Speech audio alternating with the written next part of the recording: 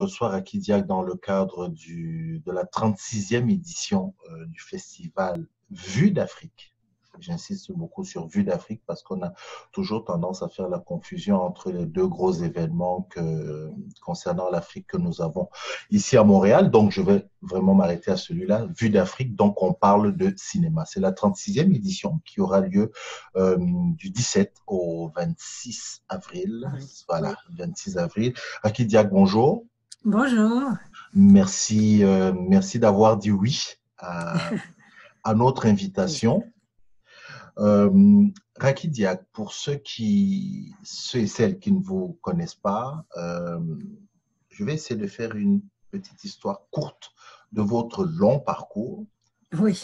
Passionné de basket, mannequin à l'âge de quoi, 15 ans à peu près. Aujourd'hui, photographe de mode en plus.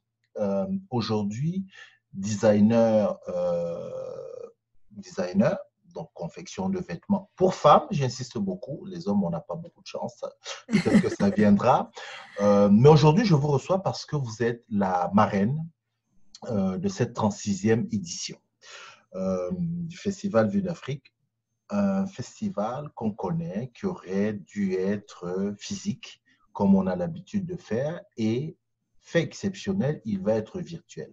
Avant qu'on ne vienne sur cette phase-là, euh, la question banale qu'on doit sûrement vous poser depuis que vous êtes en train de faire des entrevues Rakidiak concernant ce festival, pourquoi vous avez dit oui? Je pense, moi personnellement, Vue d'Afrique, je suis arrivée en 2000, en 2003 à Montréal et un des premiers festivals où j'ai été, ça a été Vue d'Afrique. Donc, j'ai toujours eu cet intérêt depuis que je suis arrivée au Québec et j'ai toujours admiré le fait que une association comme ça puisse offrir une plateforme à des artistes, à des réalisateurs africains ici au Québec et aussi d'ouvrir les esprits sur l'Afrique et les Caraïbes, sur tous les talents qu'on a dans nos pays et les mettre en valeur ici au Québec. Donc, c'est toujours quelque chose qui a été, qui m'a été auquel j'ai été sensible. Et c'est pour ça que quand ils m'ont proposé, pour moi, ça a été un honneur je le voyais pas autrement. Ça a été vraiment un honneur et que j'ai dit oui tout de suite. Tout de suite. Mais c'est parce que vous étiez, puisque vous dites que quand vous êtes venu, le premier lieu, le premier festival vers lequel vous êtes allé, c'était celui-là. C'est parce qu'il y avait le mot Afrique ou c'était pour le cinéma? En fait, c'est vraiment le mot Afrique qui m'a vraiment attirée parce que je savais qu'il diffusait du cinéma, mais j'étais vraiment plus curieuse à savoir exactement ce que c'était et, euh, et donc c'est vraiment ça qui m'a attirée. C'est sûr que j'ai fait plein de festivals aussi parce que veux pas Montréal aussi c'est vraiment une ville qui nous permet d'aller à plusieurs festivals. Donc, mais c'est sûr que le mot Afrique m'a, m'a, m'a, m'a touchée et c'est ça qui a fait que je suis allée dès mon arrivée finalement au Québec. Mhm. Quel est le rôle d'une marraine, Akidia? Mon rôle, je suis vraiment porte-parole, c'est-à-dire Mhm. que je vous parle à vous les journalistes, mais c'est Oui. vraiment aussi pour mettre en valeur ce festival, pour en parler autour de nous, pour également essayer de mettre la graine un peu pour les personnes qui ne connaissent pas ce festival, pour attirer du monde c'est à peu près ça. Aussi, c'est sûr que je vais participer à des discussions autour de certains films, mais je pense que le rôle d'une marraine ou d'un parrain, c'est vraiment de promouvoir ce festival. Mhm. Quand je vous présentais, mais alors de manière très, très brève, hein, Oui, en début de notre entretien, j'ai dit photographe de mode, photographe professionnel, même Oui. si à un moment donné, c'est plus une passion hein, qui est devenue pour vous une profession. Est-ce que le fait de travailler avec l'image comme vous le faites avec la photo, est-ce que ça vous donne je ne sais pas moi, une attirance particulière pour le cinéma? Ouais, c'est sûr que moi, j'ai toujours été attirée par les arts, peu importe quel genre d'art, mais j'ai toujours été attirée par ça. Ben, j'ai eu de la chance de faire des photos quand j'étais un petit peu plus jeune. Mhm, Mais c'est sûr qu'après, de passer derrière la caméra, ça a été vraiment une passion qui s'est développée. Puis moi, j'étais particulièrement attirée de photographier des modèles ou des personnes euh, de couleur noire parce que c'est quelque chose qui m'attire beaucoup et c'est quelque chose que j'arrivais bien à, à, à mettre en valeur dans mes photos. Donc, ça a été quelque chose qui m'a beaucoup attirée. Puis par la suite, actuellement, j'ai une entreprise de vêtements donc, pour femmes qui met en lien justement l'Afrique et l'Occident. Donc, c'est un mélange un peu des deux, ce qui me représente également, ce qui me représente dans ma culture et mes valeurs. mhm.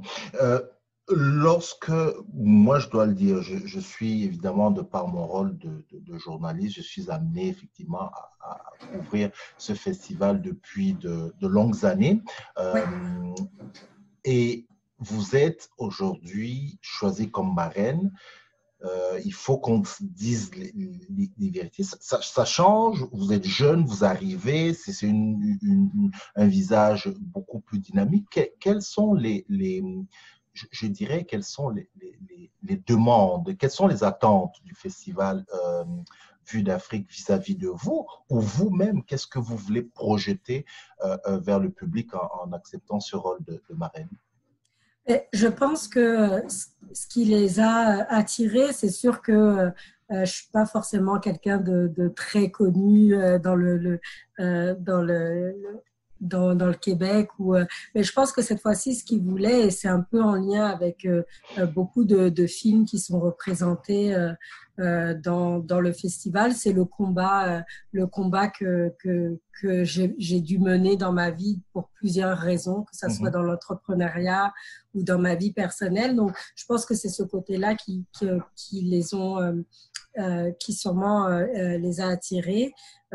Également, bah, c'est sûr, la jeunesse, même si je ne sais plus si je suis très jeune, en tout cas. Donc, Permettez-moi de vous dire que vous l'êtes, vous êtes jeune. mais c'est juste que je pense que c'était plus une autre forme un autre visage qui voulait montrer par des différents combats que je mène et auxquels peut-être plusieurs personnes peuvent se retrouver. Et je pense que beaucoup de films dont on pourra en reparler, mais le père de Nafi qui représente, qui essaye de montrer les réalités pour l'égalité des genres et l'empowerment Mhm. en anglais. Donc ça, c'est des choses qui me touchent particulièrement, auxquelles je me bats tous les jours. Donc, je pense que c'est ces choses-là qui les ont attirés vers moi.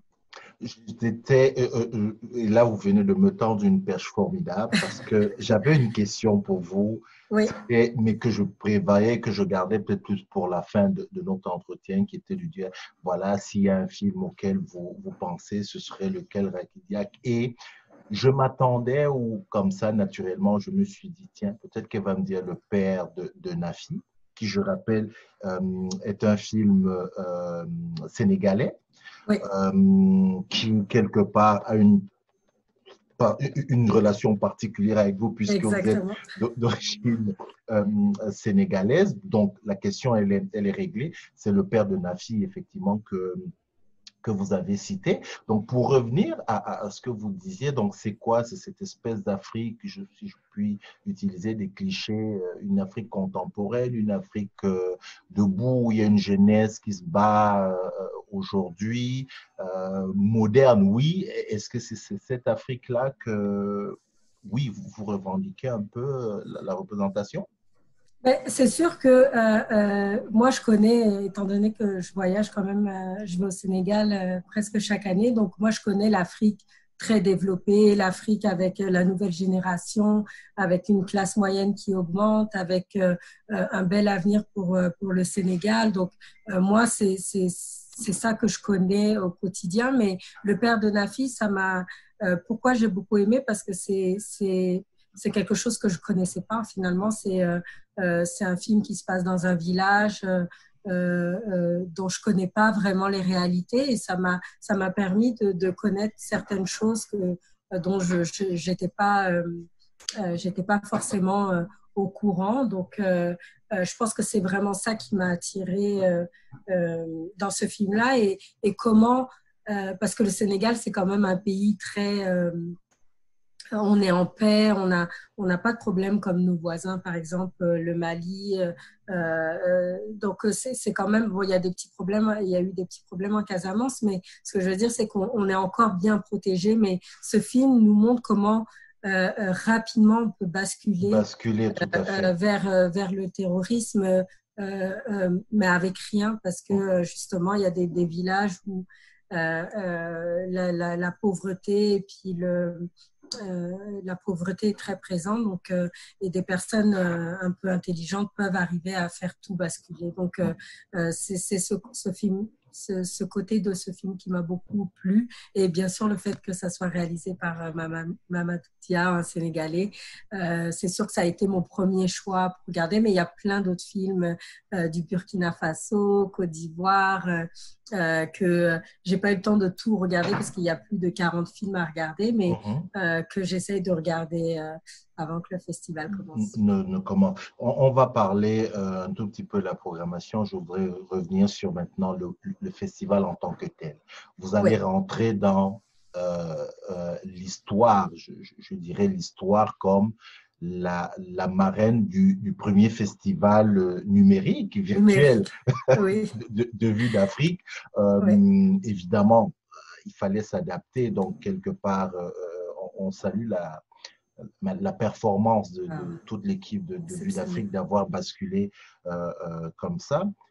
Ça change beaucoup de choses pour la marraine de passer du physique à ce virtuel, parce qu'il faut rappeler rapidement, on aura le temps d'en parler sur d'autres lieux, que le festival les films seront projetés sur TV5 qui met à la disposition de Vue d'Afrique une plateforme. Hein. Mais ça change quelque chose pour la marraine?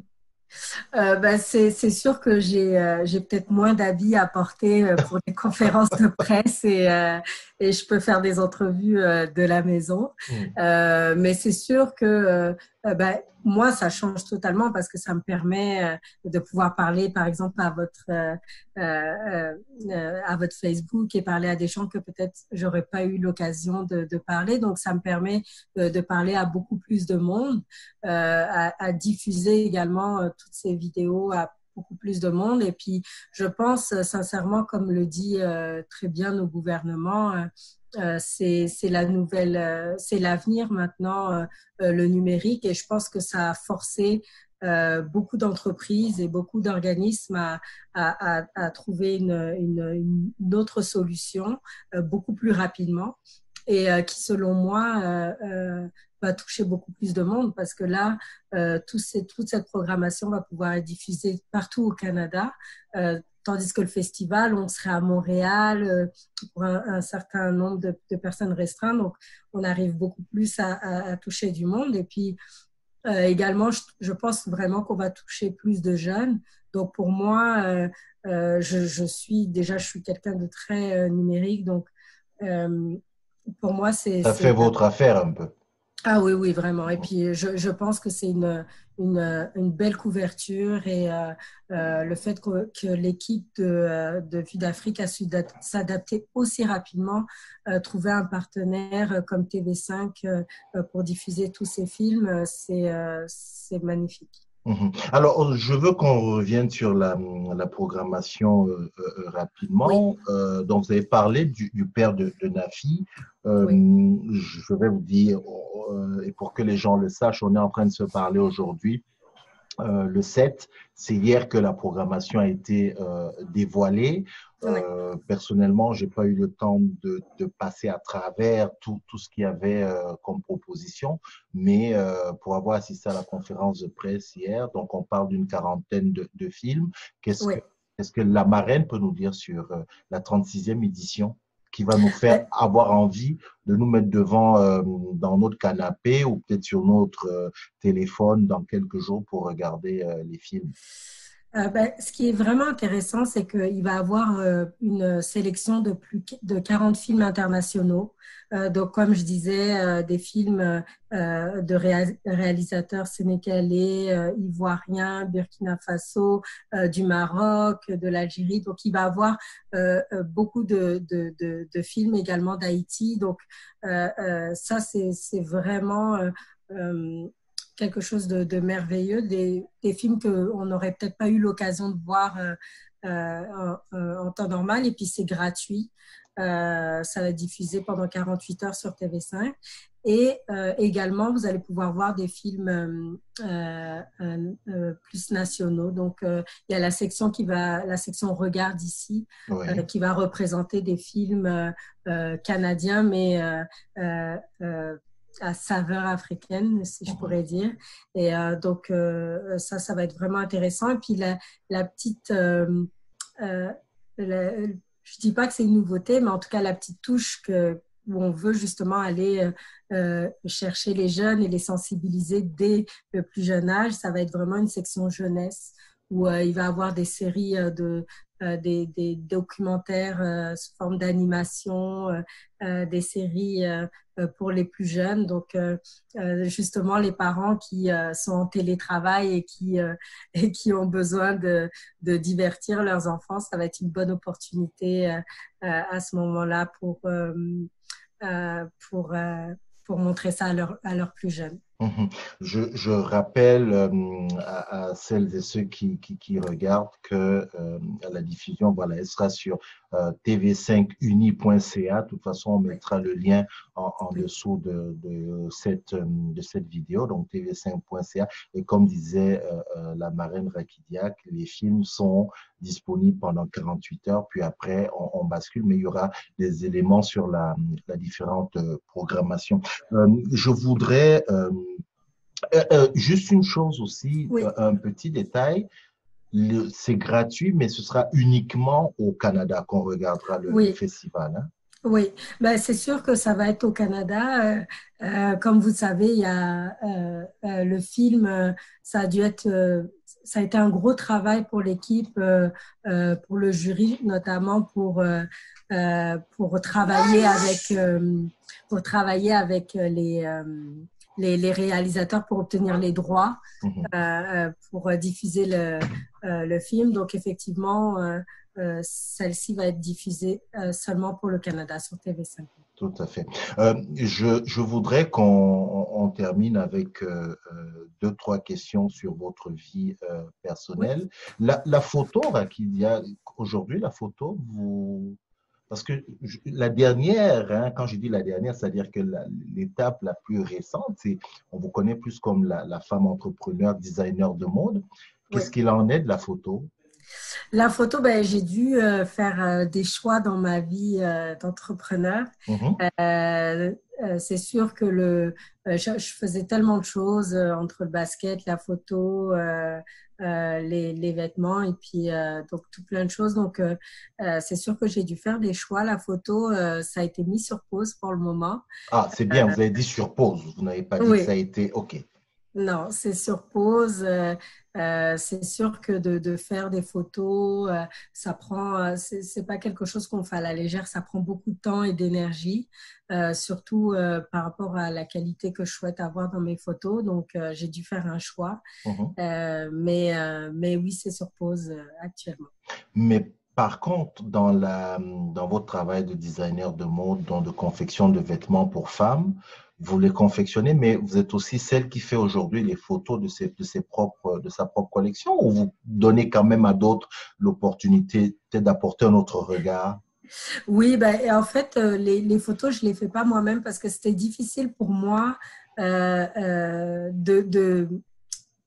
pouvoir représenter la marque comme je le voulais à travers mes photos. Je suis vraiment quelqu'un de très critique et je m'étais dit, ben, ça serait bien d'avoir d'autres professionnels qui puissent prendre mes vêtements, mais d'un autre œil. Donc, c'est plus difficile quand il s'agit de ses propres vêtements. Mhm. Donc, j'ai eu la chance de travailler avec d'excellents photographes qui ont pu rendre justice aux vêtements que je faisais et même encore mieux que sûrement ce que j'aurais pu faire. Donc, ça a été des très bonnes collaborations. Mhm. Vous avez, donc par rapport à votre vie personnelle, en 2015, il y a, si je ne me trompe pas, c'est en 2015 que le livre à cloche-pied est paru, c'est ça? Oui, c'est ça. Aujourd'hui, je vous reçois comme marraine du Oui, Festival de cinéma Vue d'Afrique. oui. Est-ce que par hasard, quelque part derrière la tête de Rakidia, qui n'y a pas éventuellement l'idée, pourquoi pas, de faire à cloche-pied un livre, voilà, un livre, un film, non, le cinéma.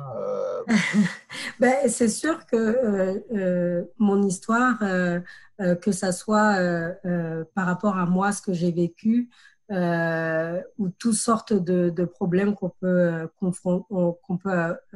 affronter dans notre vie par rapport à la résilience et comment surmonter les obstacles. Mhm, Peu importe de quelle façon c'est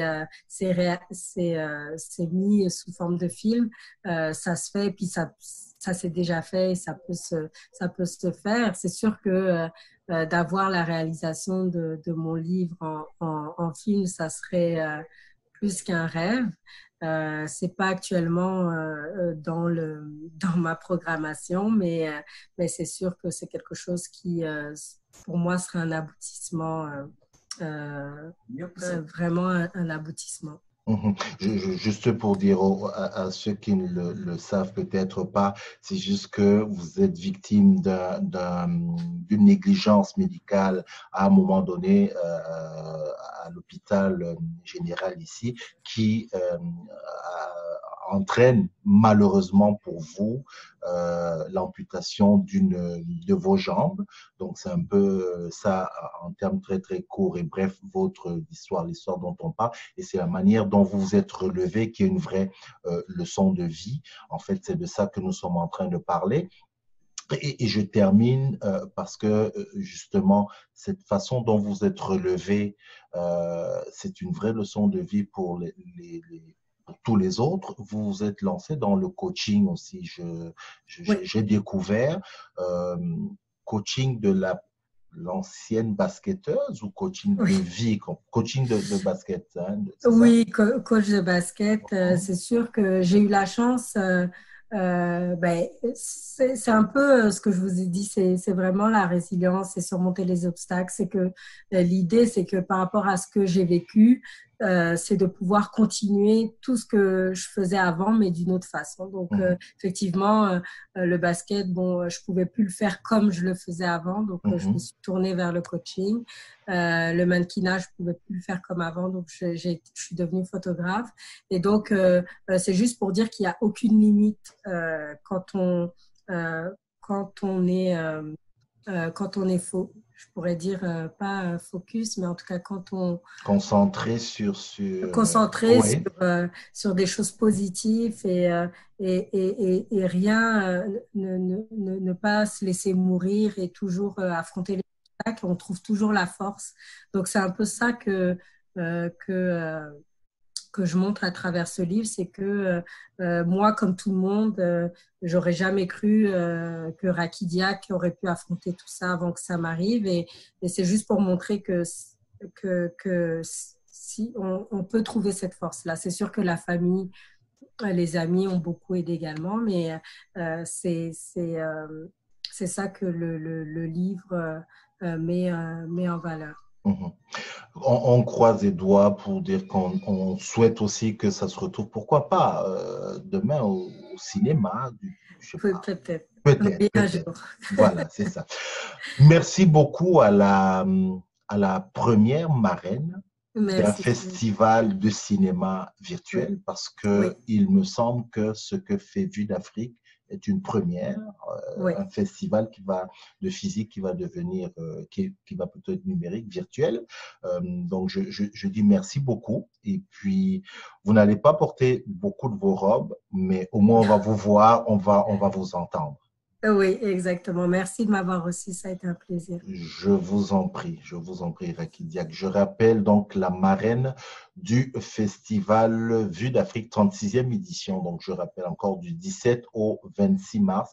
Ça va être sur Au 26 TV5, avril. 26 avril, pardon. Oui, 26 avril sur TV5 oui. uni.ca. Mais ça, on mettra le lien, comme on dit, tout en bas. Merci encore à vous, Rakidiak. Merci à vous. Merci. Bye bye. Bye.